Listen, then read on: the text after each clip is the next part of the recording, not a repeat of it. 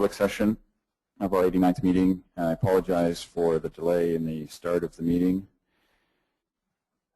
We have had a few technological problems trying to make sure that Ralph and Philip could connect on an ongoing basis and be heard and hear us.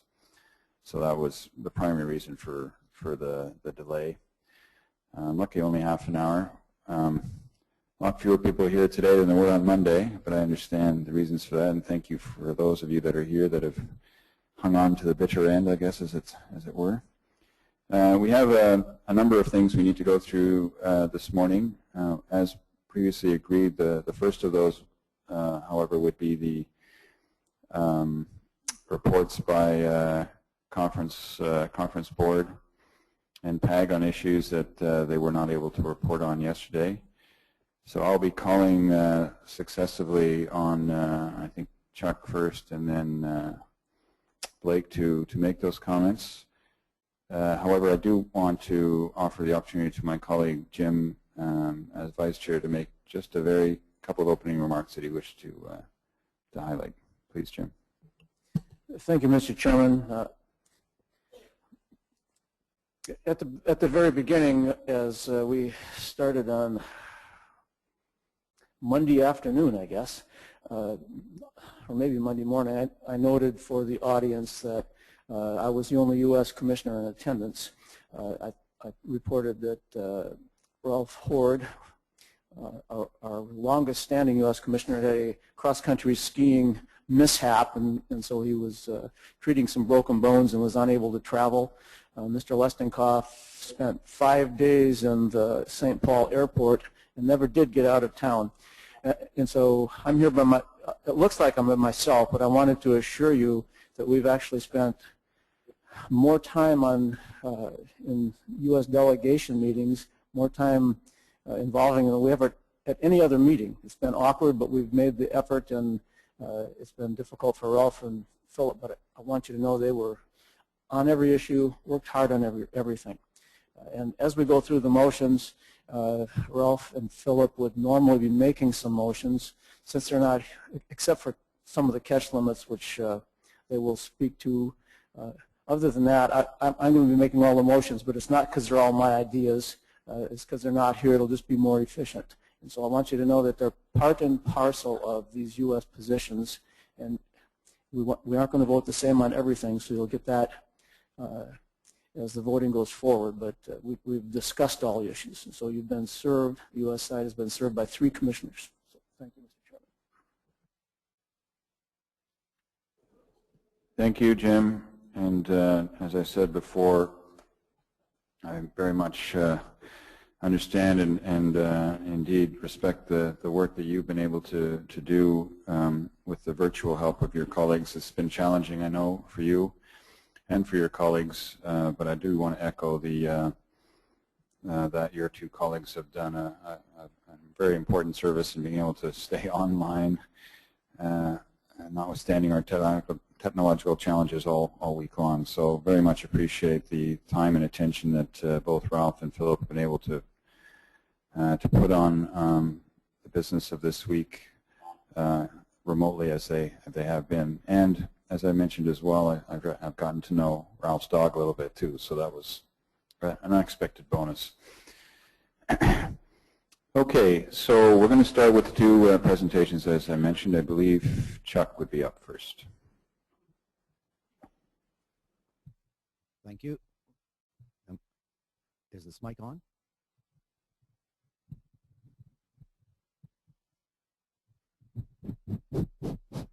Pretty soft, okay.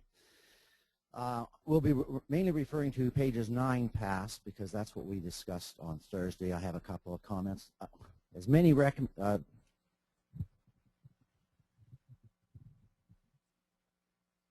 don't understand. As many of the blue line recommendations as we thought we had edited on the edit you have, or the copy you have now, there's still 3 more mistakes and edits that have not been taken out of that. We have also removed the Canadian discussion paper that was an addendum, and that was an error on my part for putting it in the first place, and I apologize. So moving over to page 9, Just above the performance review discussion items, we have added the 2 bycatch motions that we discussed that weren't discussed about yesterday. We discussed them, but they weren't there for you to see. Okay, performance review discussion items. Recommendation 1, adopt clear and comprehensive protocols and rules. The Conference Board advises the Commission that we intend to form a TOR, Policy Procedures Committee, to draft new terms of reference for the Conference Board. Although the city members are not all yet identified, it is agreed that 3 or 4 from each nation would be an appropriate number for such a committee.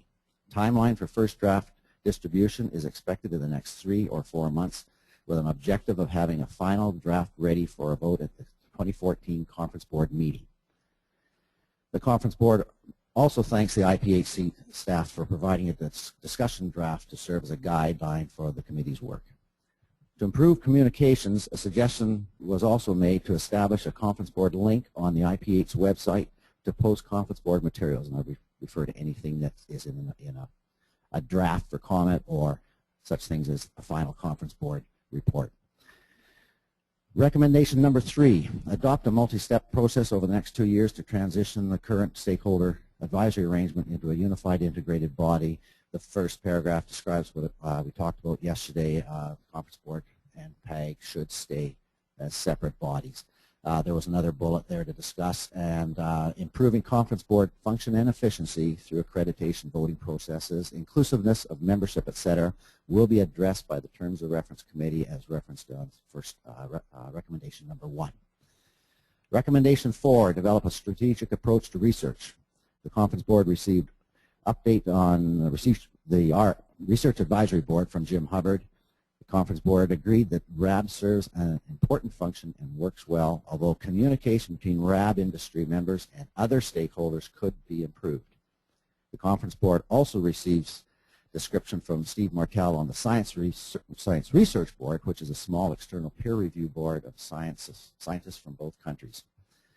Recommendation 5, strengthen stock assessment process, MSA Board. Steve Martell kindly answered a long list of questions on the MSAB from Conference Board members. The Conference Board understands the Management Strategy Advisory Board will be a critical part of the MSE. This will be a very involved process and will take 2 years. Those who get involved will need to be involved for the long term. The Conference Board understands the time commitment to be initial meeting in the fall, probably 2 to 4 days, webinar spring meeting, as well as tremendous amounts of material to read throughout the process, probably 2 weeks in total in time commitment per year. The MSAB members will be reimbursed for travel and travel expenses. Motion. The Conference Board supports the creation of the Management Strategy Advisory Board subject to bilateral agreement on a process by which to identify satisfactory representation of harvester interests from all management areas. Additionally, the Conference Board would like assurance that there will be at least one harvester representing each regulatory area from the Conference Board. This was passed 30 to 10. Those in support of the motion appreciate the invitation to participate in defining objectives for halibut management. Those who opposed wanted a designated seat for labor, deckhands. Others were concerned that the MSAB would not have adequate representation or would be too large to be functional. Recommendation 11, 12, and 2 was all lumped into one. Conference Board supported changes made in response to the performance review. Interim and annual meeting improved with webinar. The Conference Board supported more open and transparent administrative process. Presentations were clear, concise. Communication has been good, clear, and open. Concurrent timing of the meetings is an issue for some. Some Conference Board members expressed concern that the public may choose to bypass the Conference Board or PAG processes and participate directly in administrative sessions. The Conference Board prefers to conclude on Wednesday unless a specific and additional issue needs to be addressed. Strong concern was expressed regarding the request from commissioners for Conference Board and PAG to revisit the catch limit and season date decisions in search of a compromise. Some stakeholders had left the meeting with the understanding these decisions had been made by the 2 advisory bodies, and resolution of those differences was the responsibility of the commissioners. A motion was made to request that the Commission deliberations and actions on catch limits be open to the public. This motion failed 16 to 17, and please note the reduced size of the conference board. We were pretty well cut in half by that time. An error in the very last sentence. It should be those not favoring this motion believe the commissioners need privacy to discuss issues of international sensitivity. Those in favor believe all debate should be transparent to the public. Thank you.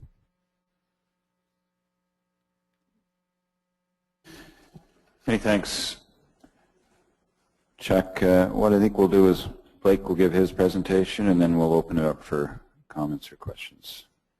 Blake?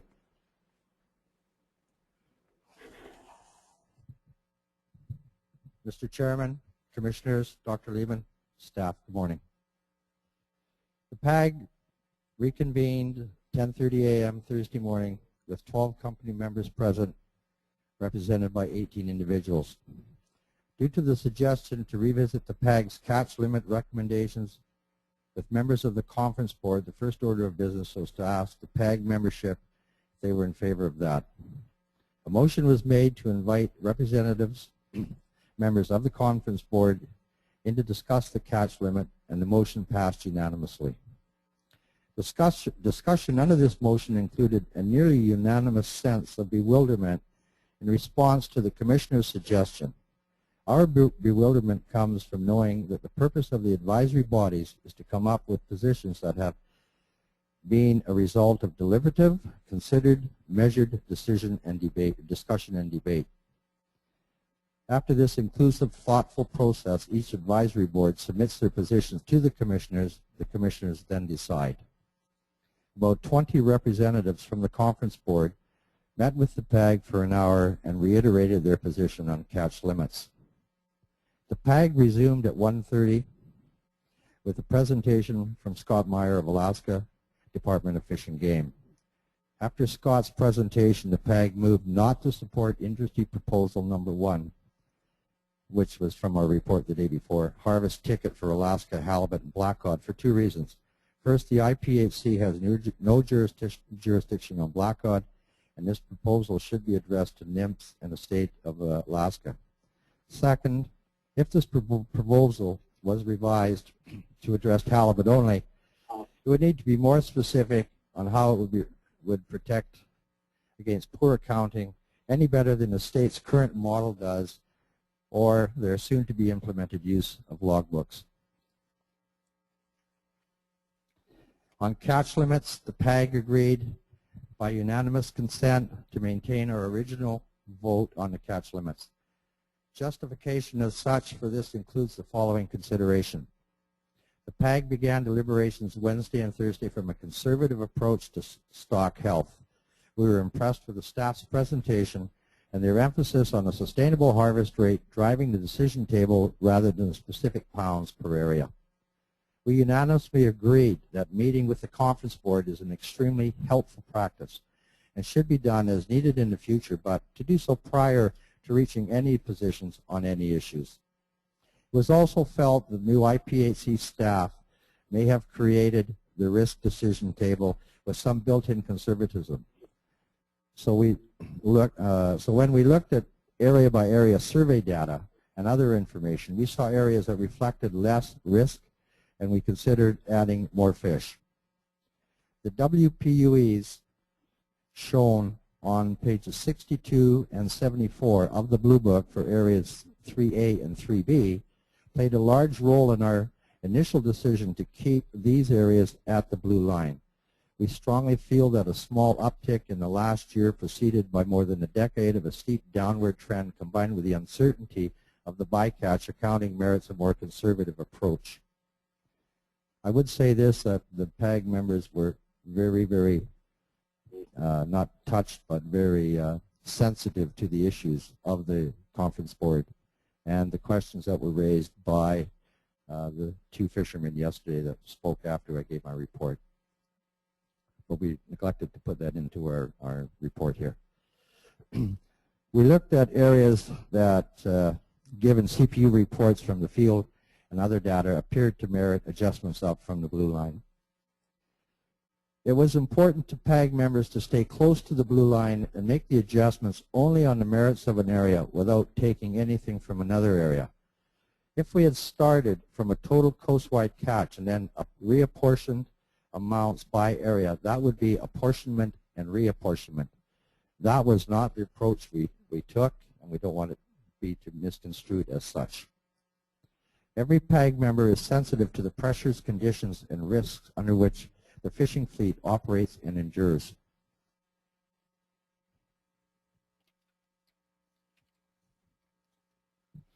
The PAG worked for hours on the catch limit issue rather than follow our agenda to work on revisions to the PAG guidelines. So we will continue that work in the coming weeks, getting input from PAG members electronically and submit a revised document as soon as possible. Regarding the MSAB, the PAG reiterates that without certain information regarding the structure, funding, time commitments, and other considerations, we cannot provide committed individuals to serve. So we respectfully request some direction from the commissioners on when this information will be forthcoming. We are prepared, however, to get on the record the 6 names that were volunteered to serve on this board, and they are John Woodruff from Icicle Seafoods, Peggy Parker from the Halibut Association of North America, Shane Helverson from North Pacific Seafoods, Brad Moreau from Arrow Trading Company, Heather McCarthy from McCarthy and Associates, and Don McLeod from Canadian Fishing Company. Regarding the performance review, because of time constraints, our responses to your request will be forthcoming following deliberations by electronic communications with PAG members in the coming months. Thank you very much, Blake. Let me first offer an opportunity for my commissioner colleagues to ask any questions or have any comments. Ralph or Phil? Starting with you, Ralph, would you have any comments? No, not at this time. Thank you. Philip, do you have any comments? Yes, Mr. Chairman. I just wanted to explain my suggestion during the public session that the PAG and Conference Board tried to, I think it was just implied as a suggestion that the Conference Board and PAG see if they could come to a closer agreement on the catch limits, and that I think I said it was something new, and you know, it's not impossible, and I just wanted to clarify that maybe I caused more confusion than help, but it was really on the spur of the moment suggestion. Thank you. Thank you, Philip. And I think like you can tell him, but I think it was understood that Philip's heart was in the right place, let's say, as far as his interest in trying to ensure that there was that dialogue. But you've made it very clear, Blake, and we appreciate that about the interest in having that dialogue before deliberations are concluded with respect to recommendations made by each advisory board. Any other comments? Jim, do you have any comments? Thank you, Mr. Chairman. Just to say that we appreciate the hard work that was done by both committees, particularly this year. A little bit new format, I think a little bit longer work, but both documents are quite useful to us as commissioners. Thank you, Jim. Dave, any comments? Yeah, I echo Jim's comments. 2 very good reports, and I'd like to say that I think the commissioners have really paid a lot of attention to the recommendations that came from the 2 groups. We recognize that collectively there's actually thousands of years of experience in the Pacific halibut fishery in those rooms, in the memories and experiences of the fishermen and the processors. And many of the fishermen have probed the North Pacific continental shelf for halibut for 20, 30, 40 years, and they really know the resource very well. They know the grounds very well, and their intuitive feeling as to where things are going based on their long experiences is very important and very relevant, and is, in my mind anyway, just as important as looking at a model, and should be given a lot of weight, particularly because these people come at this problem that we're faced with a level of concern for the resource that's not matched by anybody else. This is how they make their living. This is how they intend their kids to make their living, and they don't take any recommendations that they come up with lightly in any sense. They're not looking for a short-term gain. They are looking out for the resource for the long term. So I'd just like to say that the recommendations were taken very seriously. Thank you, Dave. There was a worrisome beep there, which means we may have lost one of our U.S. commissioners. Ralph, are you still with us? Yes, I am. Oh, Philip, in your back? Yes, I'm back. Thank you. Paul. Yes, thanks, Michael. I'd like to add a few words as well. Some of them have already been said, but I think it's important to say them regardless. So as a new commissioner, to me it's very important to get the input from all stakeholders, and I find that the two reports from PAG and the Conference Board provide critical information to the commissioners to make decisions on not just catch limits, but all the other pieces of information that are required to run this important fishery. So for me, when I get that type of information, similar to what Dave is talking about, it covers a wide range of views and perspectives. To me, the process was very interesting to see how it unfolded during this week, and how the two reports came together in the considerations and the thoughtful deliberations that came into those two reports. They were very helpful, I think, not just for me, but for all of the commissioners to arrive at our decisions today. So I thank both the PAG and the Conference Board for providing those very thoughtful reports. Many thanks, Paul. I really would just echo the comments of my colleague commissioners, and only add specifically taking note of the Conference Board's decision to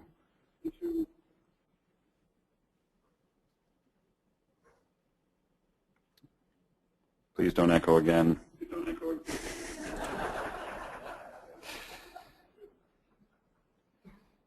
Okay, the Conference Board's recommendation or agreement to look at the terms of reference for procedures, drafting new terms of reference for Conference Board. I took note that PAG is still going to be considering some of those issues and recommendations, and we look forward to their further comments in that regard.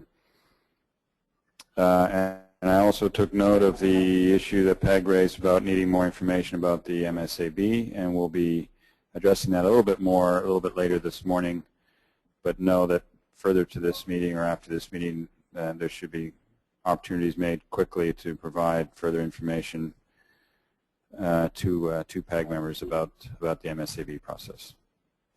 So thanks again to both of you and to all the members of Conference Board and PAG for the work they've done this week. Are there any questions and comments from the public on either of these reports?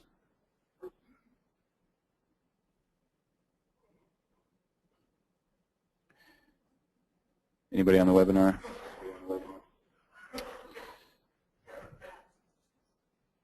Okay. So thanks again, and we'll move on to our next item. Can I just, Mike Larson, are we going to have to deal with this echo the whole time?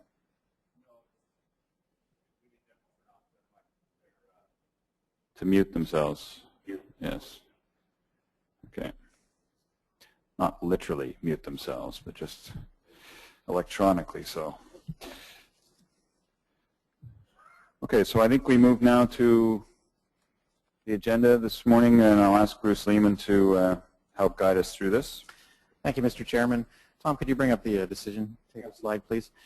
What you will see coming before you shortly is our initial discussion on catch limits. And just to give a little more background on this, this is the decision-making table that was prepared by the staff. It started out a little bit simpler and a little more colorful, become a little more complicated with more rows, and at the request of the Commission and Industry, there is a great deal more information in terms of some of the options that might be available here. But the one thing I did want to bring forward was that none of these represent specific recommendations by the staff.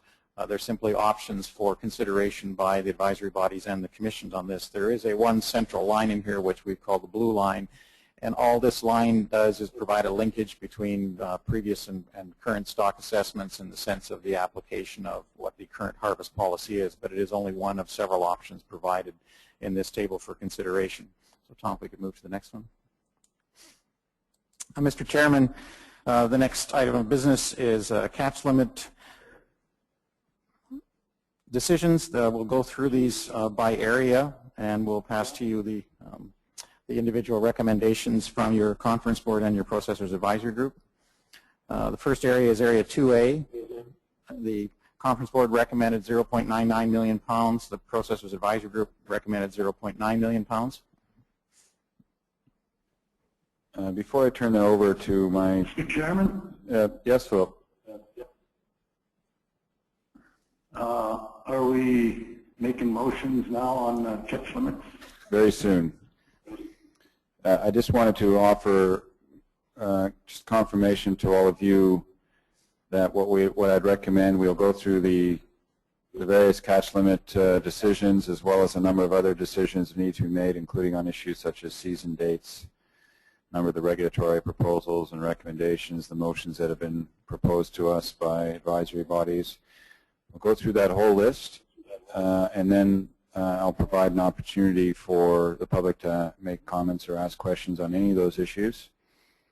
And after that, we'll conclude with closing remarks by commissioners and by the executive director. Okay, so yes, we're on to 2A. So it's Philip, I think, to speak first, correct? Or Jim, do you want to confirm? Philip, go ahead. 2A. Thank you, Mr. Chairman. I move to approve the conference board recommendations of 0.99 million pounds for area 2A.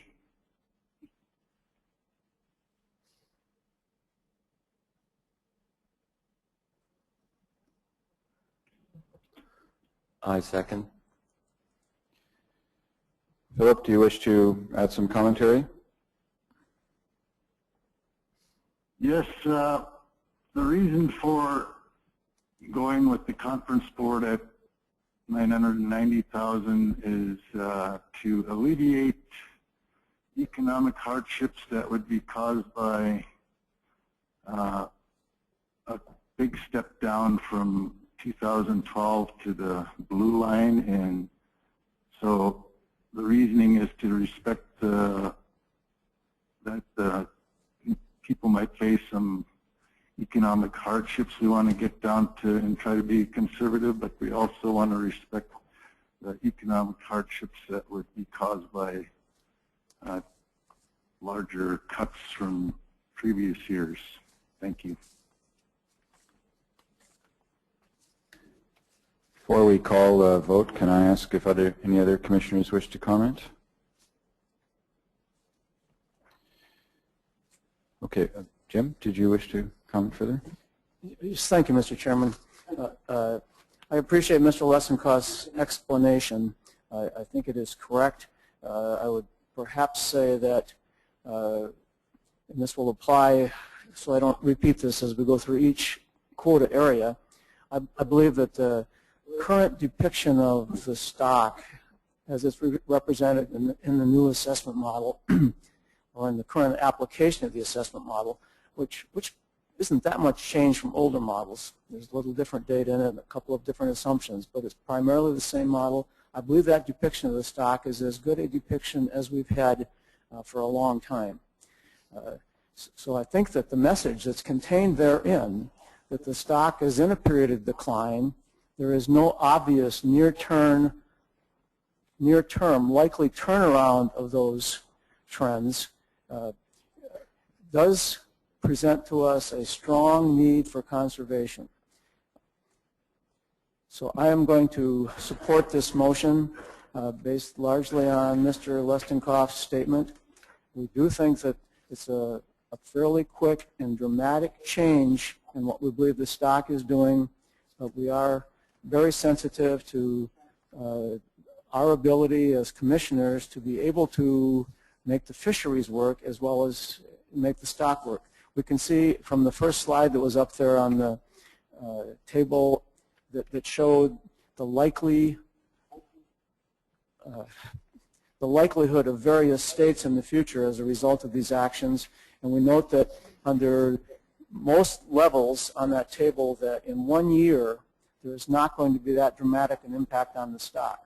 But I think everyone has to have in mind that that depiction is not particularly bright in terms of rapid recovery.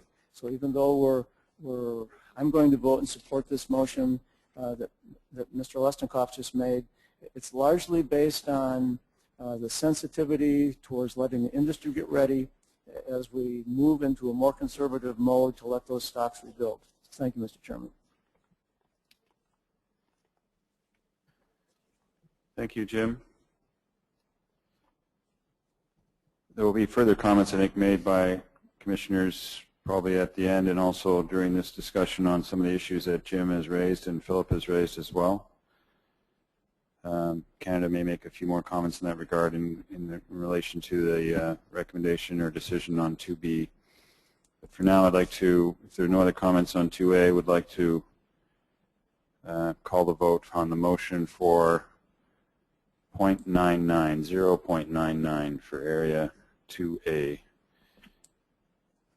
Maybe I'd start with, so I think the procedure will be, we'll start with the 3 Americans for American regulatory areas, followed by the 3 Canadians, and vice versa for the Canadian regulatory area.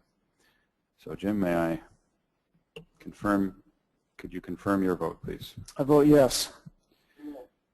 Philip? Yes. Ralph?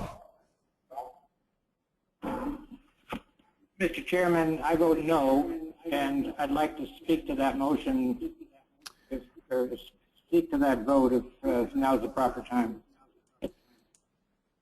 Let's complete the voting, and then I'll ask you to do so. Is that acceptable, Ralph? Or would you wish to do so right now before the Canadians vote? No, yeah, however you'd like to do it is fine. Okay, let's complete the vote, and then I'll ask Ralph to explain his position. So, yes for me. I vote yes. Yes. So the record will show the vote was 5-1. Ralph, you have the floor. Mr. Chairman, I feel compelled to vote for the fish. Most are looking for a scenario that gives their particular area the most poundage possible. I'd like to point out that recruitment continues down, spawning biomass continues down, CPUE for both the survey and the fishery is trending down, size of age continues to decline, while the harvest rate is starting to come down, it is still above our harvest policy. There are many questions remaining about bycatch and migration. And while I am extremely sympathetic about the impact on current fishermen economics, I'm equally concerned about their future in this fishery. We don't want to end up like the East Coast halibut fishery. There is none. Thank you. Thank you, Ralph. So we'll move to Area 2B. Thank you, Mr. Chairman. Next area is 2B, British Columbia. Conference Board recommended 7.04 million pounds, and Processors Advisory Group recommends 6.22 million pounds. Paul? Yes, thanks very much. I make a motion for 7.038.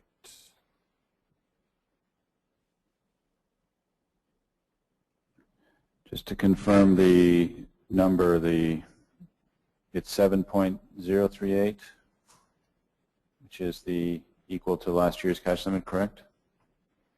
So a slight variance from the Conference Board recommendation.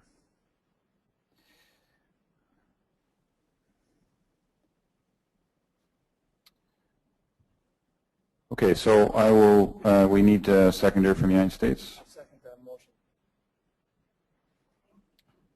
And we'll vote starting on the Canadian side. So, Paul, you move the motion, your vote. Yes. Dave? Yes. Yes for myself. Yes. Ralph? Oh. Philip? Yes.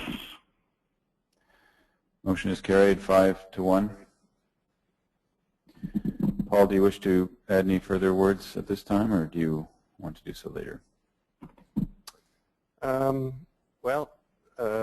Yeah, I'd add a few at this point in time. There was a number of considerations into the recommendation for Area 2B. First off, when we go through the whole table, much as Mr. Pulsinger already spoke about, first in our minds is around conservation. And we looked at the decision table, and overall, relatively, the performance indicators are relatively flat across all the harvest options. Having said that, we also looked at the WPUE, and in Area 2B, it is up by about 30%. We also, in recognition of the monitoring that is in place within Area 2B, that there is 100% observer coverage, and that we have very good confidence in the information that we get for that fishery, which leads to very good management, and we think that needs to be reflected in the performance of the decision making. So for those reasons, that was factored into my decision making for making that motion. Thank you, Paul. Move on to 2C, please. Thank you, Mr. Chairman. The next area is Area 2C, and I'd like to make just a brief explanatory note on the blue line number here, which was 2.97.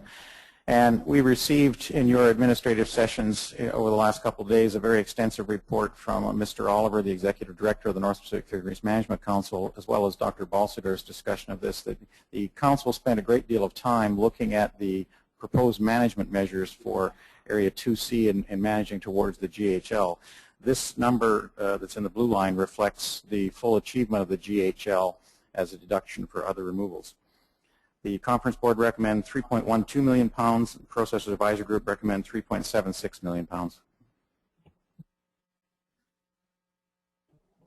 Thank you, Bruce. Can I call on Philip to make the motion, please?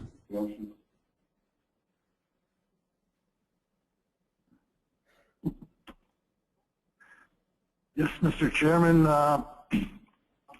based on the factor that and the difference between, I'll explain, Conference Board at 3.12 and 2.97 is the 3.12 didn't account for the full deduction of the Council's GHL plan, and so therefore I'm going to approve or move to approve the catch limit of 2.97 for Area 4C. 2C, you mean? 2C, excuse me, 2C. I'm a 4C guy, so I'm brainwashed that way. Either that or you were being very clever in trying to get the number in.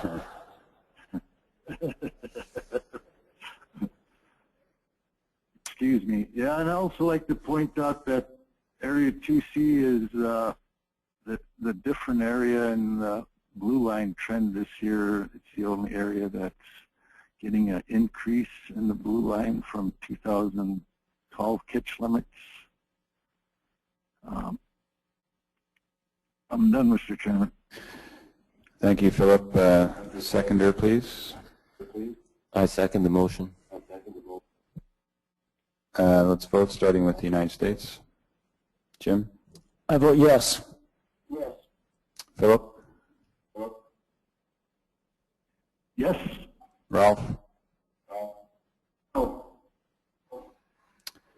I vote yes. Paul? I vote yes. Dave?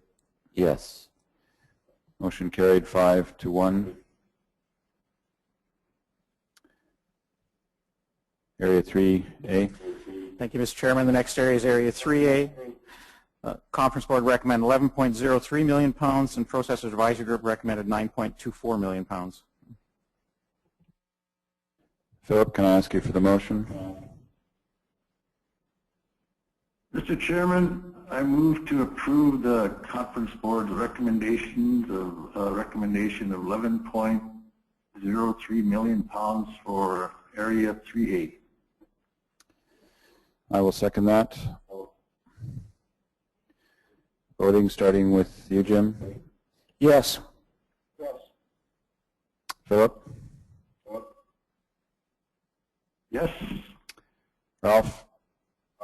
No. Paul? Yes. Dave? Yes. Yes from me, so carried 5-1. 3B.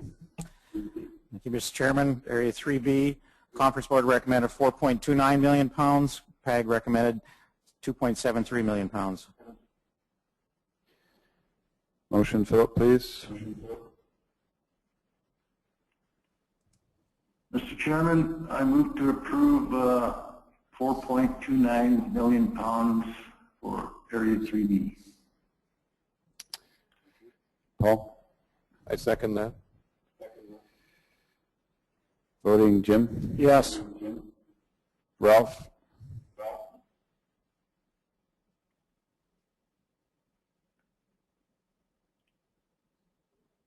Ralph? No. Philip? Yes. Yes for me. Yes for me. Yes. Carried 5-1. Area 4A. Mr. Chairman, Area 4A, Conference Board recommends 1.33 million pounds, also recommended by PAG. Philip, the motion. Mr. Chairman, I move to approve the Conference Board recommendation of 1.33 million pounds for Area 4A. So moved. I will second. Voting, Jim? Yes. Ralph?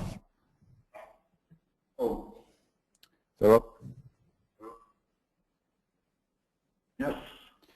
Yes for me. Paul? Yes. Dave? Yes. Carried 5-1. 4B. Mr. Chairman, Conference Board recommends 1.45 million pounds, also recommended by PAG. Motion, Philip, please. Mr. Chairman, I move we approve 1.45 million pounds for Area 4B per the Conference Board recommendation. Thank you. Dave? I second the motion. Vote, Jim? Yes. Ralph? No. Philip? Yes. Yes for me. Yes for me. Yes. Carried 5-1. Do we vote separately for each area? No, it's just for CDE together? Yes, Mr. Chairman. You vote on 4C, D, and E, and there's a subsequent issue associated with the catch sharing plan. So right. the recommendation, the recommendation from the conference board is 1.93 million pounds, also from the PAG for area 4C, D, E combined. Philip, motion please. Yes, Mr. Chairman, for the conference board's recommendation, I move we approve 1.93 million pounds for area 4 CDE. Paul, can you second? Yeah, I second the motion. Voting, Jim? Yes. Ralph? No. Philip? Yes. Yes. Yes. Yes. Carried 5-1, and now for each of the sub ones, Bruce? Thank you, Mr. Chairman. We do that later when we look at the catch sharing plan. So I'll now ask Ms. Gilroy to look at seasons.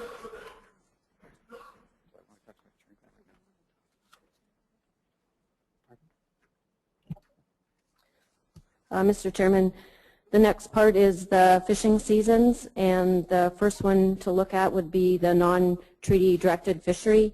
The staff has listed a series of 10-hour openings starting with June 26th. The conference board supports this, and PAG had no comment.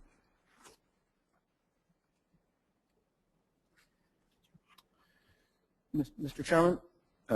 Jim, please. I move that we accept the season dates as shown on the screen. There are 7 openings there by the staff, confirmed by the conference board.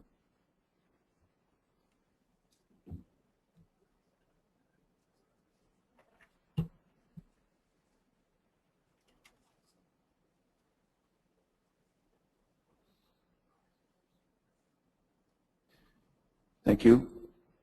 Second that. I second that. It's Paul, just for the record, that seconds that. We all second that. How about that?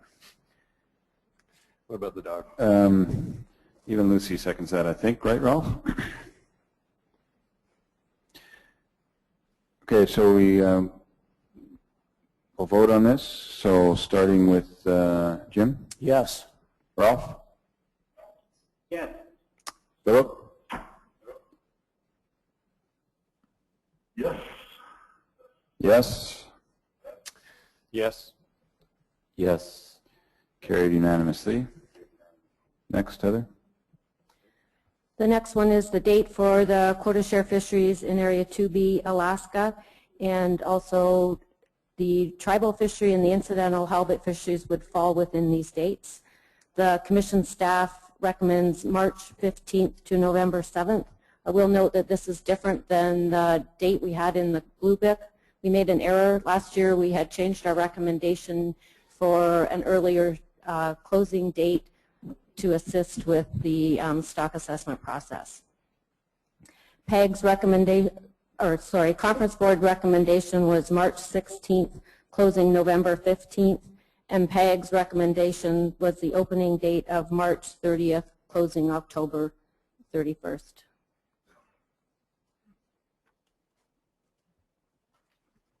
Just a point of procedure.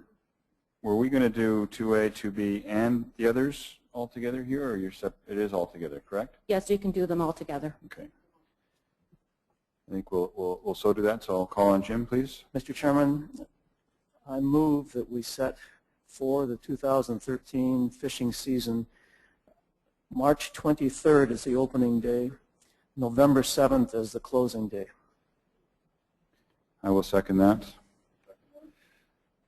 Voting, please, Jim, starting with you. Yes. Ralph? Yes. Philip? Yes. Yes. Yes. Yes. So decided unanimously. I do want to just add a note on this. We considered carefully the alternative advice that was given to us in this regard.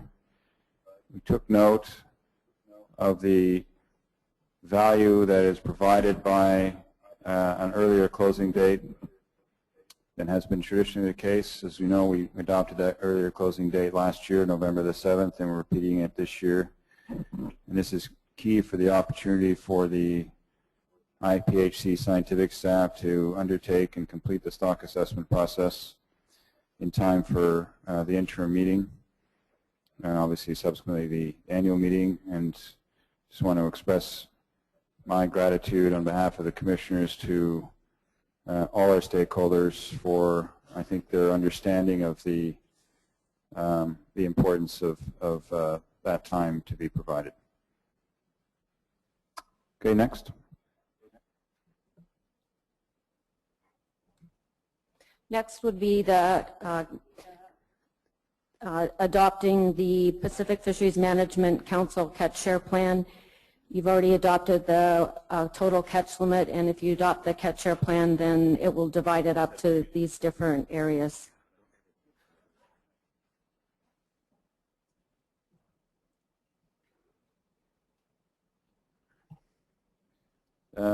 Sorry, Heather, I was distracted. Can you repeat that?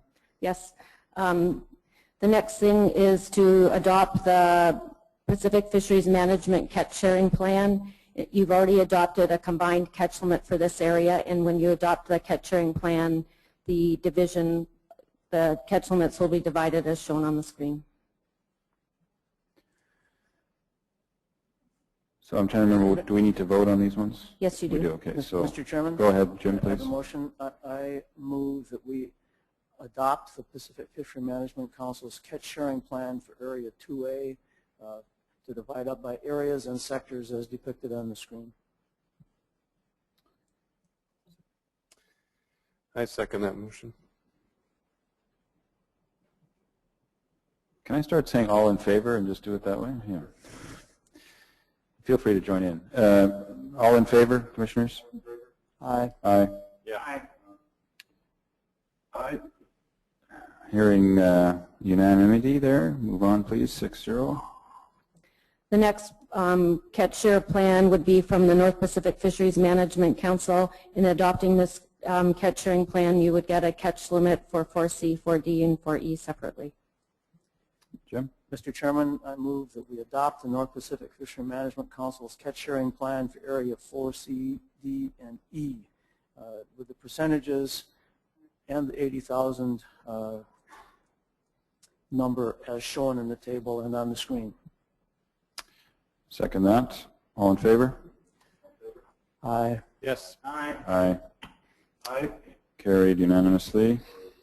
Next, Heather. Next is to confirm the Area 2B commercial sport catch limit. The staff supports this. I would note the conference board hadn't supported our original language, and we have changed this, the original language, by taking out adopt and taking out the percents. So just to confirm, because I know there have been some issues raised by Canadian members of conference board and potentially PAG, and certainly on the commissioner's side regarding domestic issues in Canada in regard to this, and the language that we're proposing here in our view accommodates those considerations. So, Paul, can you propose the motion? Yes, certainly, Michael. I make the motion that we adopt. Second. All in favor? Aye. Carried unanimously. Oh, I think we lost Philip. Can we presume he said aye? Oh, that's true. Carried without opposition. Next. Next, I'll move on to the proposals. These were regulation proposals from the industry. Actually, the first one wasn't from the industry. The first one was from the North Pacific Fisheries Management Council, and they request that you pass the reverse slot limit for the Area 2C charter fishery, and their reverse slot limit would be the fish would need to be equal to or less than 45 inches or greater than and equal to 68 inches. This was supported by IPHC staff and your advisory boards. I will note that if you take no action on this, the regulation is in place, so it remains in place. Procedurally, Bruce, just to confirm that all these proposals, we don't need motions. It's just we're giving the sense of the direction of commissioners, correct? That's correct. This one actually is a regulation, but if you take no action, then this regulation is already in place. Thank you. As per discussions we've had on this, and as per what Heather has just said, it's our understanding that no action is required as the regulation is already in place and there's no intent to change the regulation. Mr. Chairman? Jim? I would like to note that this particular topic, even though we can continue the regulation in place without a motion, this topic was discussed at considerable length at the North Pacific Fishery Management Council, and the commissioners understand that it's just not casually leave it in place. It's put in place designed to produce the GHL that we expect in the Area 2C. Thank you, Jim. Next, Heather. The next one was a recommendation to produce a harvest ticket for the Alaska sport fisheries. This was to come up with a harvest ticket with 3 copies, 1 copy that stayed with the client or the fisher, 1 went with the fish, and 1 went to ADF&G. Staff recommends that this be forwarded to ADF&G. The conference board had no comment and PAG did not support it. So commissioners would like to confirm our view that this should be referred to the ADF&G for consideration. Okay, the next one would be a recommendation that there would be a charter tag for purchase, and if a person in Oregon purchased this tag, they could exceed the bag limit, or they could get 2 bag limits. The staff would recommend that this be referred to ODF&W. There was no action taken by the conference board and no comment by PAG. Commission would like to confirm staff advice to refer this to ODFW, sorry. The next one was for a recommendation that we make the legal gear for the directed fisheries, which is sport, commercial, and subsistence, that the legal gear would be only circle hooks. The commission staff does not support this. There was no action taken by the conference board, and PAG did support it. Very exciting. There's 3 different points of view here on the advice. Jim. Mr. Chairman, thank you. We understand that there are some difficulties with such a regulation, and so I believe that we cannot support that, but the commissioners are anxious at any possible time to reduce damage to fish, to prevent needless mortality. So to this end, circle hooks are used by a lot of the gear already, so we're going to ask Halibut Commission staff to work in a public outreach mode, developing proper materials, working with agents, sport fish groups, commercial groups, to provide education on how circle hooks might be used more efficiently and more broadly through the industry. So this is not something that we think this is a good idea. We have problems regulating it, so we're going to approach it that way for the time being.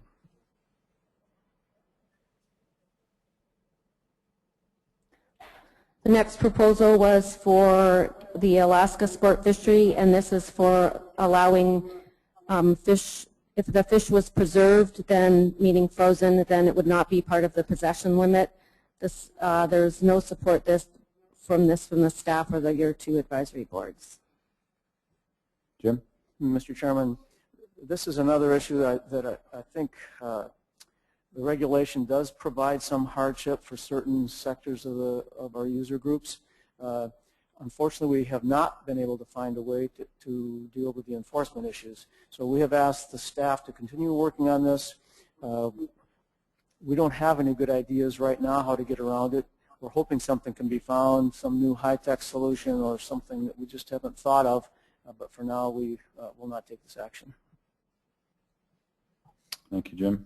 Heather, next. The last regulation proposal was for requiring careful release of halibut in the commercial fishery as well in the sport fishery. I will note that we already have regulations in place for the commercial fishery.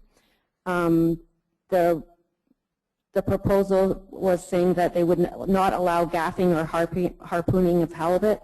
The staff has talked to enforcement about this, and we suggest that we could talk to them this next year and make a proposal for the 2014 annual meeting. So we would refine the regulation. The conference board supported this, and PAG actually supported the original proposal. So the Commission would just wish to confirm that, as Heather described, the direction to staff to consider it further along the lines described, please. Thank you. Next. Thank you, Mr. Chairman. The next proposal was to set up essentially separate management regimes for U32 and O32 fish with specific catch limits and so forth. The staff did review this proposal and suggest that this is an appropriate thing to be forwarded to the MSAB as part of the harvest policy management strategy. Thank you. The Commission wishes to confirm the staff suggestion in that regard, that it be referred to the MSAB for further consideration, the preparation of the appropriate discussion paper. Thank you. Thank you, Mr. Chairman. Number 8 is a request for a sport and commercial hooking release mortality study, a research program. Staff has discussed this in particular with ADF&G staff, who are continuing to work on an estimation process for release mortality of hook-caught fish. We would suggest that we would continue to work with this, but we could also respond back to the proponent on this and make that proponent aware of all the work that's been done on this so far, where the direction the research is going. Thank you. Just to confirm, the Commission decision that we would be writing, having correspondence along the lines described to pursue this. Thank you, Mr. Chairman. The next one was a receipt from Area 2A, and it's a request to, on a regular basis, include the Puget Sound and Strait of Juan de Fuca in the IPHC set line survey. Secondarily, to include the tribal WPUE in the stock assessment. 2 points on that from the staff's perspective is the staff has met with the proponents on this, and we have reviewed both the issue of separation between Puget Sound and the outside waters of Washington Coast in terms of stock identity. We're continuing to work with those proponents on that project. We also would like to review with that group and with yourselves the frequency with which the survey, which was done in 2011, could be reviewed with this group, and how often this should be done to update that number with that. The WPUE and the stock assessment, we met with the proponents and explained that those data are used in the stock assessment as it stands right now. So on the first aspect of that, just to confirm staff recommendation in that regard, I would like to add that we made a point of highlighting the importance and value of ongoing discussion with interested stakeholders with respect to this issue. And with respect to the second issue, just to confirm that no action is required because the motion, the issue was withdrawn. I just want to remind everyone, by the way, that on all of these issues, these were all being discussed in open session during the week. So anyone who may have been there or heard about it can know further what the issues of discussion were. Please, Bruce. Continue. Thank you, Mr. Chairman. The next item concerns Prince William Sound and is a proposal to either have a closed May to September period for longline fishing in the Prince William Sound, or to establish separate harvest quotas for individual areas. The staff in reviewing this believes that this should be more appropriately dealt with under the North Pacific Fishery Management Council, Mr. Chairman. So just to confirm, the Commission agrees that we should refer this to the Council for further consideration. Jim, do you wish to comment? Yes, thank you, Mr. Chairman. I think the agreement was that we would by letter notify the council. We believe this is in their jurisdiction, so it's rather than just sending the proponent back to the council empty-handed, you at least would have confirmation from the Halibut Commission that it is not dealt with at in our meetings. Correct. Thank you, Jim. Bruce, next. Thank you, Mr. Chairman. The next item concerns the Management Strategy Advisory Board and the Scientific Review Board. Information on this was passed to your two advisory bodies. The advisory bodies support the formation of the Management Strategy Advisory Board, although the Processors Advisory Group requested some additional information on this, which the staff is prepared to put forward. We also did receive some nominations on this and some structure for those nominations from the from the Conference Board.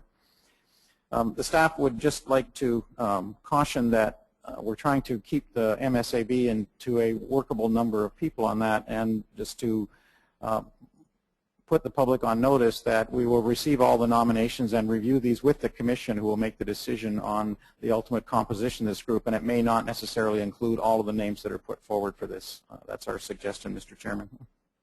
And concerning the Scientific Review Board, this is a much smaller and highly technical group that is arising out of the performance review, looking for a long-term scientific review process within the Commission itself. So we would welcome recommendations from the public on this, but the staff will be expending a fair amount of effort trying to populate this rather smaller body with some technically competent individuals that can act as a good scientific review board for the Commission processes. But again, that the staff would welcome and review with the Commission nominations from the public on this. That's our comments, Mr. Chairman. Thank you. Just a couple of comments to make on this. First, to highlight that the establishment of the Management Strategy Advisory Board and the Scientific Review Board are part, indeed, of the follow-up to the recommendation, or appropriate or relevant recommendations made in the performance review. And the Commission has considered this carefully. It was obviously preceding the performance review work that had already been started on the issue of MSC. And the review of the harvest policy, which we've all agreed is timely and necessary. The Scientific Review Board in particular can be defined as another mechanism or the mechanism by which we would try to establish a permanent peer review process for the stock assessment and other scientific work that is done by the Commission. We have listened very carefully, and we are taking under advisement the advice and suggestions that have been made both by Conference Board and PAG with respect to membership and participation in these organizations, in these advisory bodies. We note PAG's request for further information, in particular in that regard, and we'll be giving direction to staff for that purpose. We do note as well the comment that was made or recorded in the Conference Board report about the need to ensure that the size of the MSAB in particular not be so big that it can be not very functional. So we cannot guarantee, obviously, that every nomination that is put forward would be able to be accommodated. But we will consider very carefully the suggestions that have been made and would be seeking, and I'm looking at Steve here, seeking an ongoing opportunity for Steve to be available to you for any comments, to answer any comments and questions about the makeup of the board and the work that will be undertaken under his leadership. I'm sure he will be more than happy to dialogue with any who are interested in that regard. And we would hope that probably in the very near future we'll be able to confirm the terms of reference and in particular the membership of both of these bodies. Do any of my colleagues wish to comment further on that? Okay, thanks. Next, Bruce. Mr. Chairman, the next three items under item 12 is a series of motions concerning bycatch, and I believe you have some additional information you wish to receive from your Halibut bycatch work group. Yes, I'm going to ask Greg Williams to provide to everyone a short summary of the presentation that you all saw in both Conference Board PAG, also given to commissioners, earlier this week. This summary and particularly on next steps will reflect the considered views of the commissioners. Greg, please. Thank you, Mr. Chairman. I have a series of slides for you, as you indicated, that summarizes some of the discussions this past week and where this will be going. Next slide, Tom. And some of this is you folks have seen, but just as helpful to set the stage here, just the background on the creation of this initiative here at last year's annual meeting. We have a project team with the commissioners and the science advisors and commission staff. Your bycatch project team members are shown here on the screen as well. The bycatch initiative has these 4 objectives, which essentially are composed of examinations of current amount of halibut bycatch, better understanding of the impacts and the effects of bycatch on the fishery and the resource, looking at options for reducing that bycatch, and also to explore some options for mitigating the impact of bycatch on downstream areas. We have a series of immediate term or short-term recommendations that you see here on the screen. These don't differ substantively from what we previewed to both the Conference Board and PAG earlier this week, but have been revised slightly after some discussions with the commissioners in our administrative sessions.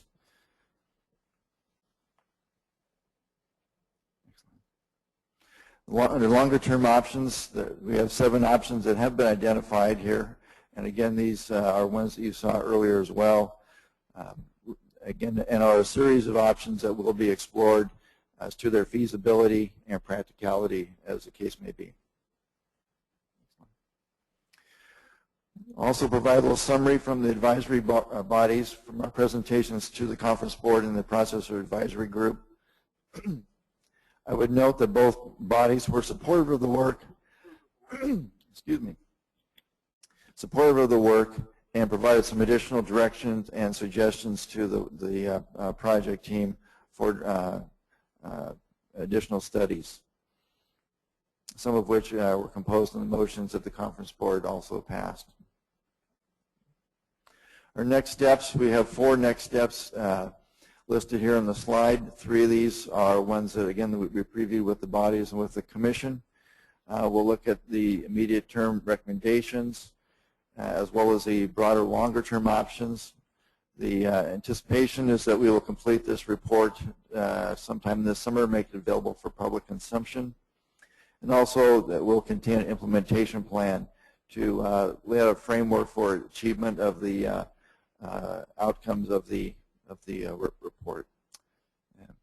Mr. Chairman, that concludes the presentation here. Thank you, Greg. And the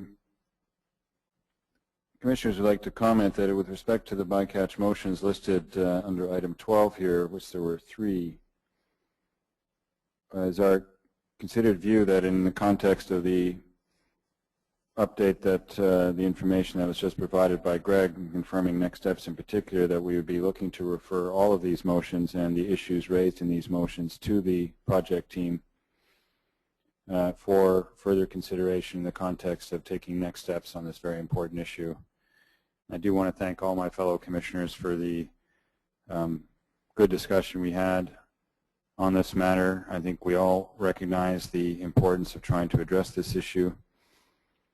There are a lot of different questions about what is the best way to do so, but the momentum we've been able to develop in the past year as a result of the direction given at last year's annual meeting and the work of the project team under able leadership from both Canada and the United States, the opportunity we provided to all of you through that slideshow earlier this week to get a better sense or reinforce or make as clear as possible what are the nature of the issues that we're looking at here.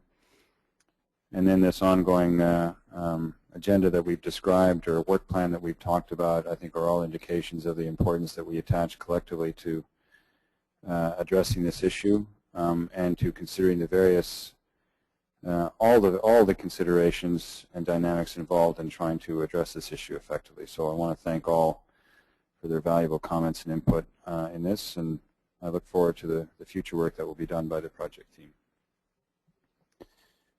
Any other comments to be made on this, Commissioners? Okay, Bruce. Next item, Mr. Chairman, is location and date of the 2013 interim meeting. The staff notes that there is some flexibility allowed in December of 2013 this year because of the North Civic Council meetings, of which many of you have commitments about. And for all of these meetings, we're trying to find some common ground with your busy schedules as well as stakeholders in this. The staff suggests December 3rd and 4th at the Seattle offices to be done via webinar in the same form that we're doing this one here, which will allow interaction with the public. 3rd and 4th or 4th and 5th? Do we have 4th and 5th? I'm sorry. Forgive me, Mr. Chairman, it is the 4th and 5th. Which is a Wednesday, Thursday, correct? Yes, yes. Okay, please continue. Mr. Chairman, the next one is location and date of the 2014 annual meeting. It has been decided last year that it would be in the Seattle area. The suggestion is for the 13th to the 17th of January in 2014, perhaps to be confirmed. Yes, thank you. Some may be aware that there were competing meetings the following week, which is why we proposed to have the meeting for next year 1 week earlier. Bruce? Thank you, Mr. Chairman. Next issue is a notional consideration of the location and date of the 2015 annual meeting. Canada may wish to confirm where this may be held. The suggestion is from the 19th to the 23rd of January 2015, again to be confirmed. For those Canadians who know our geography, I initially proposed Iqaluit, but that seemed to be not supported, so we compromised on Vancouver. But the dates and specific locations still to be confirmed. Thank you, Mr. Chairman. The next issue is the selection of chair for the 2013-14 period, and this will require a motion. Mr. Chairman? Yes, Ralph, please. I move that Jim Balsiger be the chair for 2013-14. I second that. All in favor? Aye. Aye. Aye. Carried. Thank you, Mr. Chairman. The next issue is selection of a vice chair for 2013-14. Again, requires a motion. I move that Michael Pearson be the vice chair. Seconder? Second. All in favor? Aye. Aye. Aye. Aye. Carried. Bruce, find this? Mr. Chairman, the last item on our agenda this morning is the staff requests your leave to make any minor administrative regulation wording. There may be any changes from what you'd seen on the screen that maybe just simply involved with minor wording changes. We ask your leave to do that. I so move. I did indicate to Bruce that I want the first word, M-I-N-O-R, to all be in capital letters. Of course, we trust implicitly the staff in this regard. So I so move the motion. Seconder? Second. Favor? Aye. Aye. Carried unanimously. Aye. Okay, so I would like to, before the commissioners have an opportunity to make any final remarks, I would like to offer the opportunity now to anyone in the audience to come to the microphone and make any offer any comments or ask any questions regarding all of the issues that we have just discussed this morning. Please. As usual, please identify yourself and your affiliation. Thank you, Is it on? Thank you, Mr. Chairman. Can you hear me? My name is Melvin Grove. I'm the president of Prince William Sound Charter Boat Association. And first of all, I'd just like to thank you for listening, I guess. it's been extremely difficult to be one of two, I guess, sole charter boat operators here, dealing in front of a bunch of commercial fishermen. It's a difficult task, but I'd like to thank you for listening. I'd like to thank the commercial fishermen too that listened in the conference board, and a lot of them that came up to me afterwards and looked at the data, looked at the fate that we've seen in the charter fleet in Valdez and the decline, and understanding that there's possibly an issue there, or there is an issue. And I guess, as I thought about this last night, trying to sleep, I guess, one of the things yesterday I got to brief the PAG or talk to them after the meeting. The commercial guys had left. At first I didn't even think I was going to get to speak, but he did give me a chance to talk, and they kind of wondered why I was standing there in front of them. And this is a fisherman, a fishing issue, commercial fishing issue. Well, I'm like, I'm a fisherman too, and I spend 70 days on the water, typically a year, more time on the water than most commercial guys. And as I looked at the number of trips that boats under 35 feet inside and outside of Prince William Sound conducted, they a total of 25 trips, and I do 3 times that nearly in an annual summer. And the entire Valdez charter fleet does probably nearly 3 times, and at one time 4 or 5 times more than the entire commercial fleet over a summer's period. So my point is that our perspective on the water, I guess really hasn't been, I don't know if it's taken into account. I know we do the fish surveys and everything else, but I don't think those surveys really look at how difficult what the guys are seeing on the water. And unfortunately there's not many of us that are willing to come here and speak in front of you. It'd be great if we could get more guys to come and talk about what they're seeing on the water. And it's one example, I guess, of data collection.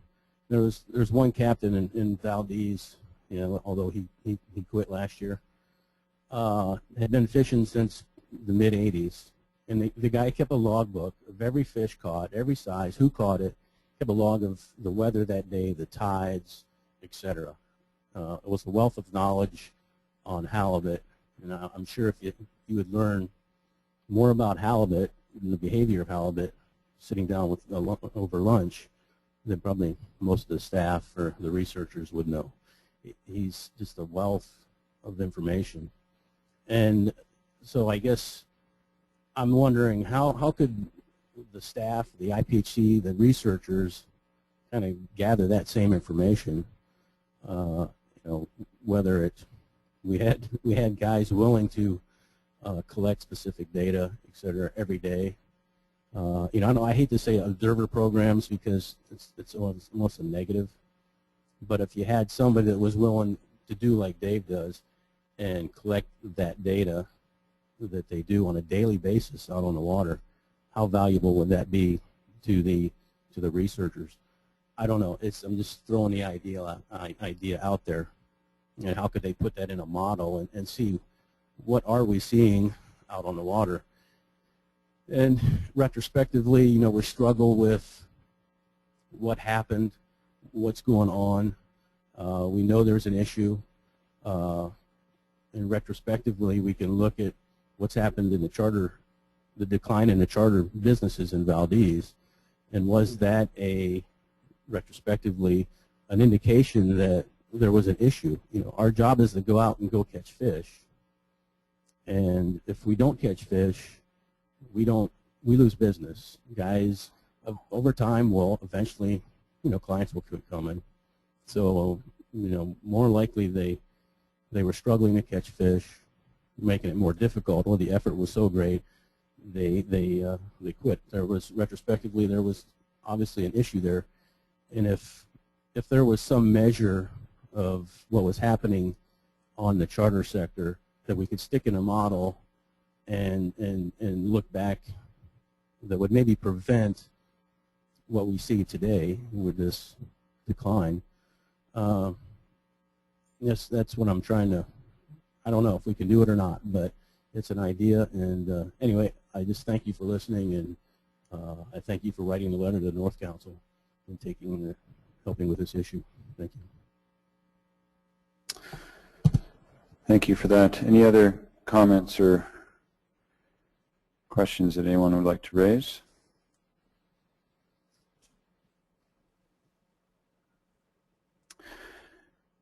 Okay, I'd like to end off the following way. I'd like to ask Bruce to, oh, I'm sorry. Could I just Bruce? make a comment on Mr. McGill's comment? Sure, please. We also have some webinar questions, Mr. Chairman. Just to comment on that, Mr. Grove, I think I'm going to sit down with Ian and have a discussion about this as to the potential value of something like a logbook index from the charter fishery as an auxiliary variable in the stock assessment. I think we can take a look at that and maybe work with the ADF&G folks about that and the potential to use that sort of information in the stock assessment. Some questions on the webinar, Steve? Yes, Mr. Chairman, there's a couple of comments and one question. The first comment is from someone with the handle Al Capone, who comments that it is arguably the saddest day for the halibut resource and the IPHC. Science no longer respected, and the adopted catch limits demonstrate greed and politics have infected the process like a bad virus. I sincerely hope the fishery survives this meeting. Comment or question from Ryan Littleton. Well, Commissioners, how do you all rationalize going over staff in all areas but 2C? You will support over-harvesting, in all areas but 2C. Shouldn't then 2C also get over the staff recommendation? And then a comment from Gerald Christensen, Chair of the Canadian Sport Fishing Advisory Board, who says, please convey to the Commissioners my congratulations on a wise and balanced set of catch limit decisions. And there's a comment, an incomplete comment from Patricia Phillips. I suspect she's typing it again. Here it is. We could have lived with the blue line if it applied to everyone. And that's all that's on the web right now. She's from 2C, do you think? Okay.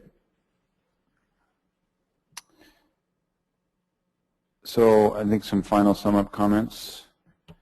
She's Bruce? from Pelican, Alaska. Is that 2C? Some final comments. Bruce, can I start with you? Thank you, Mr. Chairman. This has been a rather challenging meeting, I think, by any standards, and it's been challenging for the staff as well. We've had obviously some technological challenges, which we certainly appreciate everyone's patience on. It's been difficult to deal with some of the things, and there's some quirks about this particular facility that have created some issues there. I would like to take a couple minutes to thank the staff who have worked pretty hard on a new meeting format, a new set of information, trying to get stuff out to you beforehand. I think this year we were able to put all the information in the briefing book out on our website beforehand to help with people's understanding of the issues. And we intend to continue along that. I want to thank our quantitative and science staff, Ian, Steve, Ray, Tim Lohr, Greg, and Heather. Our considerably challenged tech team, Tom, Jay, and Claude. All of us, of course, are biologists, and we're doing double duty in here, but Tom, Jay, and Claude really did some yeoman service on dealing with some of these issues. Lori Sidoris, who's been dutifully taking all of the notes here and whose fingers deserve about a 2-week rest afterwards. Huen Tran, Kirsten McTavish, and Tashi Sopo, who are working on background things and delivering documents and so forth, and our administrative team, Steve Keith, Mike Larson, our administrator officer, was responsible for all the arrangements in here, and Ava Luna, who was working also 5:30 in the morning the other morning trying to get all the material, get ready for this situation here. So I'd like to thank all of them because they really put in a lot of work on this, Mr. Chairman. Thank you, Bruce. I'd like to offer an opportunity for commissioners to make any final comments, starting with my colleagues in the United States. Jim? Thank you, Mr. Chairman. This has been a difficult meeting. Actually, since 2004, it seems like every meeting has got harder, and this was no exception to that trend. I made some statements as we started voting on catch quotas, which I'm not going to repeat here other than just very quickly to say I do think that the new stock assessment that we have depicts the stock as clearly as and correctly as any that we've had, and it doesn't point to all good things for the halibut resource in the near future. So we made a small step toward in a conservation direction this year. We reduced the catch by some 2.25 million pounds, but I don't think that it's likely that we'll be able to retain those small steps towards conservation into the future. And you all know that, so I'm not warning you or providing anything you don't know, but I just reacting a little bit to the comments that we heard on the webinar.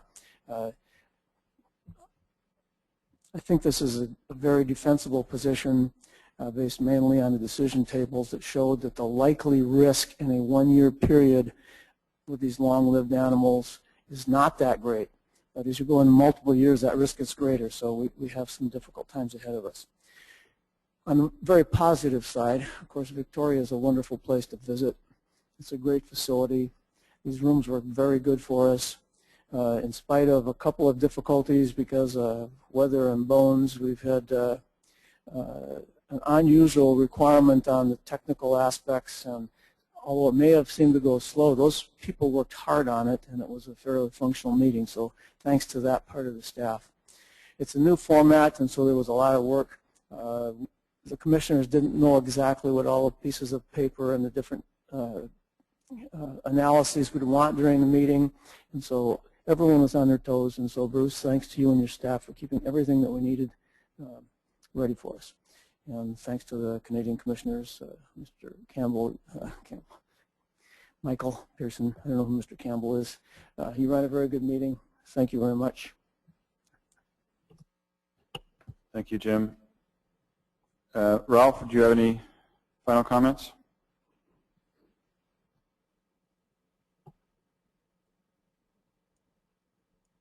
You still with us, Ralph? You got me now? Yeah. Yep. Yes, so thank you, Mr. Chairman.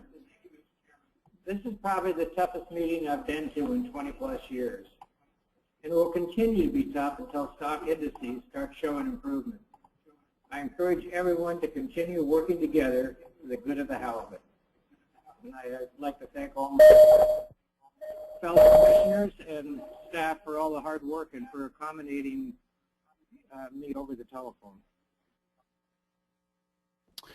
Thank you, Ralph. Philip?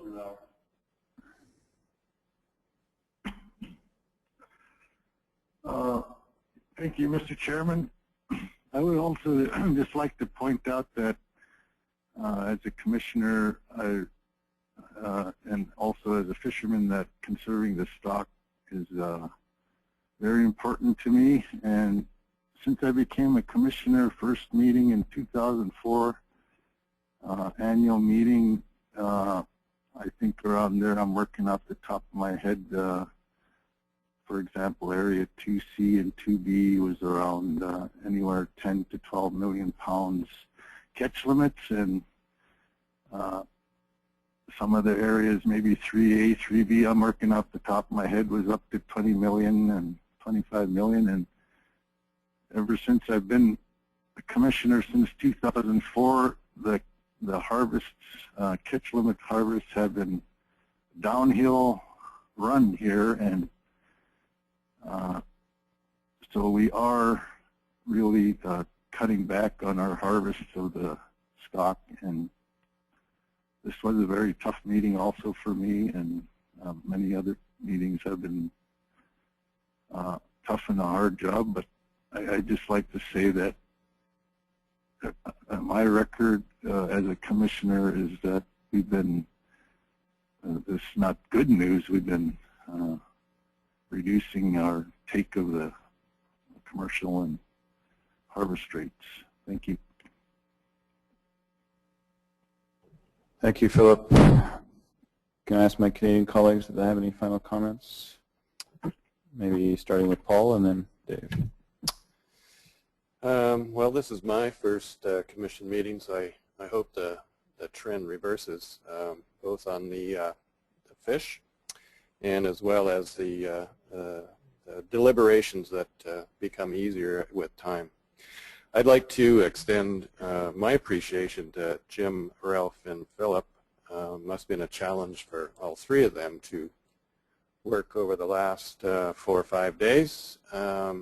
I think the technology performed quite well, but I'm sure it was a challenge for the three of them to get together and exchange views. And also for Ralph and Philip that were not able to attend in person, it must have been a challenge not to hear the views and have a chance to talk to people that are here. I'd also like to extend my appreciation to the IPHC staff who put all this together. I know it's a challenge, experienced in other international arenas, and I know that it takes a lot of work to put these things together and to make them function smoothly, which I think this meeting has for the most part. And it's not anything they're doing, it's just the technology is a bit new and a few wrinkles to work out. I do think as well that that the work that the science staff did on the IPHC, on the stock assessment model, and also the development of the risk assessment table is a step in the right direction. It's used in other arenas, and I think it has performed well there, and I would think that over time as it matures within the IPHC that it will help us all in making improved decisions around the resource for the future. I also think that the MSC work that we talked about at this meeting that is planned for the future will help drive that decision and framework and risk analysis as well. It may lead or may not lead to a change in decision rules and the harvest policy, but I wouldn't be surprised if it does, and I think that will take some effort and time over the next year and longer to see that work realized. Similarly, I'm impressed with the concept around the research advisory board as well. I think that will serve us well going into the future about how to expend our resources, limited resources, I would say, as well, as they always are. So we need to carefully consider the priorities of how we want to expend those types of funds, and whether it's funds or people's time, to take all that into account. I think as well that we've talked about our ongoing concerns generally around the levels of bycatch and monitoring at wild fisheries that are encountering halibut, and that those bycatch and project working group, that the next steps that we've talked about and agreed to at this meeting will further that work and our understanding about what sort of things that we would like to see accomplished around reductions in bycatch across all fisheries and in improving the health of the resource. I think as well that we have made progress at this meeting and look forward to participating in this process for quite a while. So thanks very much. Thank you, Paul. Dave? This was my first meeting as a commissioner, although I've been to quite a number of them as an industry participant on the conference board. I'd like to thank the other commissioners and the IPHC staff for helping me grope my way through this meeting here and point me in the right direction. Quite often I was heading towards the wrong room or looking at the wrong document, and it was all very helpful for me. I was visiting a cousin in New York City in early December, and as a fisherman often does when visiting a foreign city, I was visiting a few fish stores, and I can report that Alaskan halibut, very nice looking Alaskan halibut, was selling for $36 a pound in the Chelsea market, the most expensive fish in the fish case in a very wide selection of fish from around the world. The halibut resource in the North Pacific is a tremendous source of food and wealth. that has sustained vigorous and profitable fleets for well over 100 years. But everybody's aware of the dark clouds that we see right now as a result of our new understanding of the state of the stock.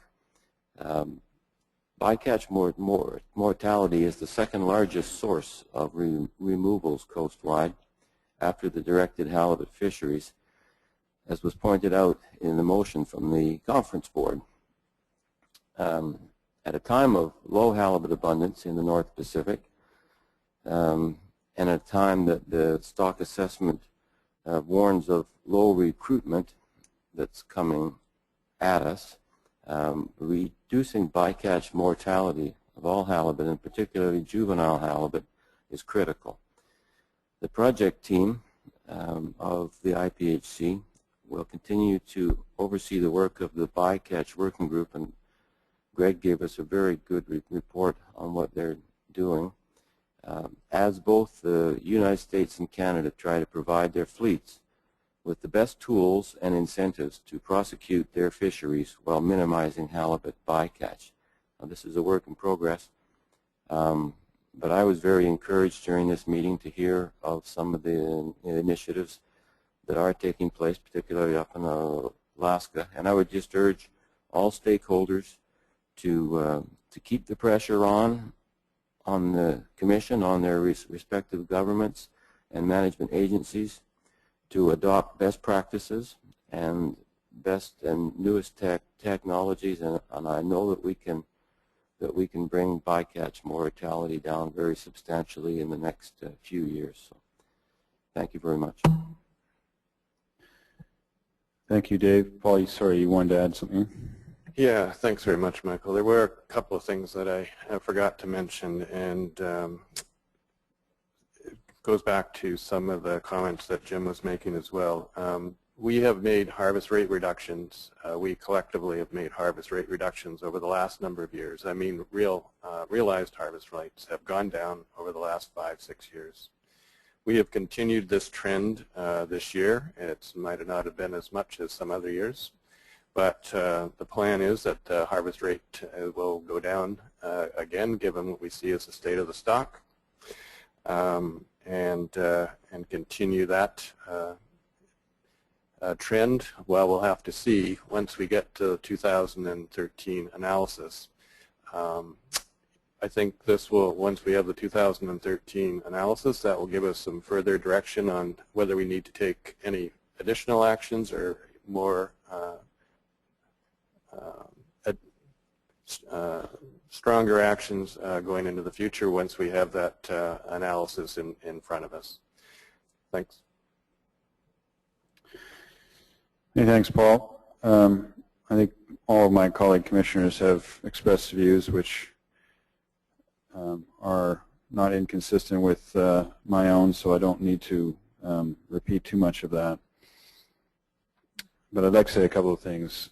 I think we all agree that this was a challenging meeting, a difficult meeting, and I want to give credit to all my commissioner colleagues and others for the work that we focused on, notwithstanding the challenges that came at us in more than one way, not just on the issues, but also on the sort of the management of the meeting and the fact that we had to rely on technology and other things to ensure the two other missing commissioners could participate effectively.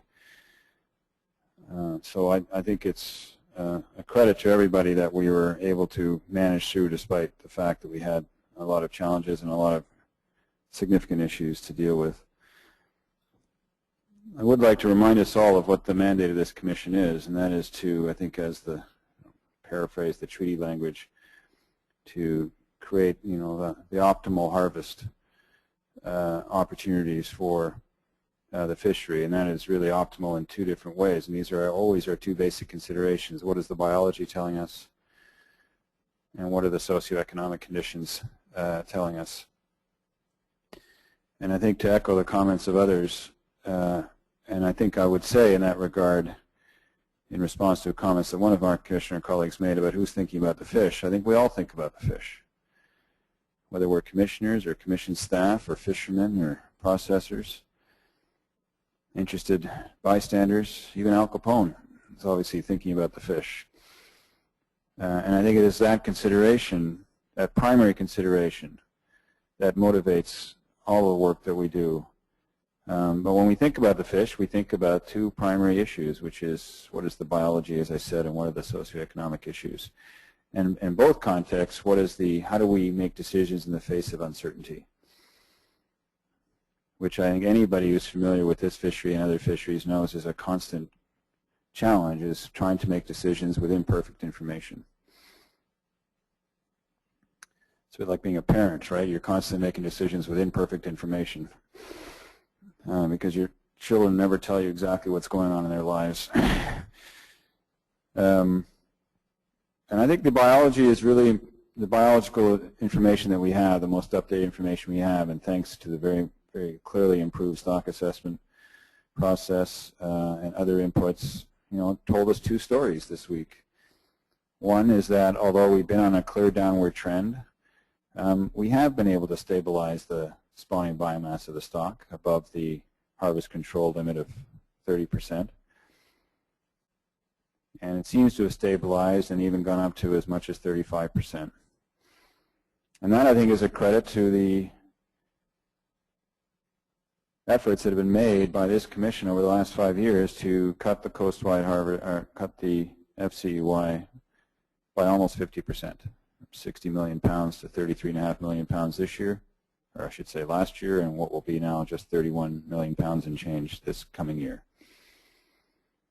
There is a connection. I'm not a scientist, but from a common sense standpoint, there must be a connection between that effort and the fact that we see those scientific indications. But we also are quite aware, in addition to being supremely happy that we're never going to hear the word retrospective again, that there are challenges with recruitment into the fishery in the years to come. And we need to be conscious of what decisions we need to make in the context of that challenge, and new information hopefully we'll receive about that in the upcoming years. So in addition to the biology is the situation and the considerations that face fishermen. And by the way, the fishermen, a lot of people say, I think Dave said that quite eloquently, the biology comes from modeling and stock assessments and trying to figure out from surveys, etc. Well, it also comes from what people are seeing out on the water and experiencing on the water. That is a contribution to the biological considerations. And the fact that we can try to take that information into consideration, and that people have made the sacrifices they've made over the last 5 years,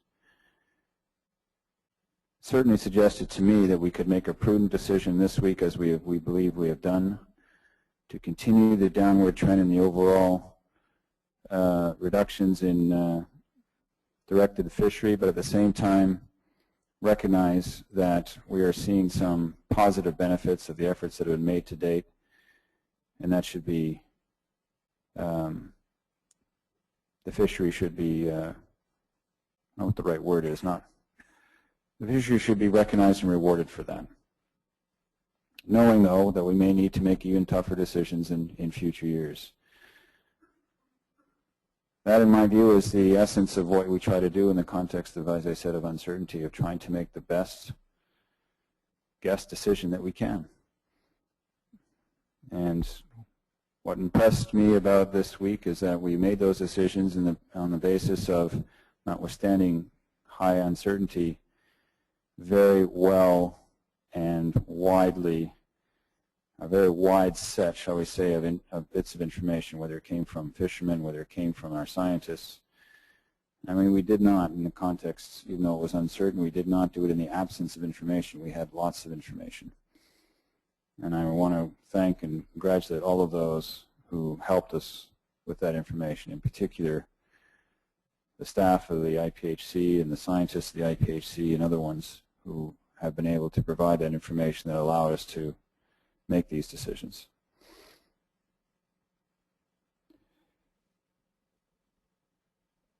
Finally, let me just say that I've been very, I've said this already, but I want to re-emphasize my thanks to Bruce and to all of his team for the effort they put in. you see them during the week, this week, and all the things they do, but as you know, it's a year-long effort that they put in a lot of ways, and the care and feeding of commissioners is very important, but only a small piece of the work that they have to do on an annual basis. And I think it's the fruition of all that work that they've done which has allowed us to be able to make, I hope to think, good decisions this week.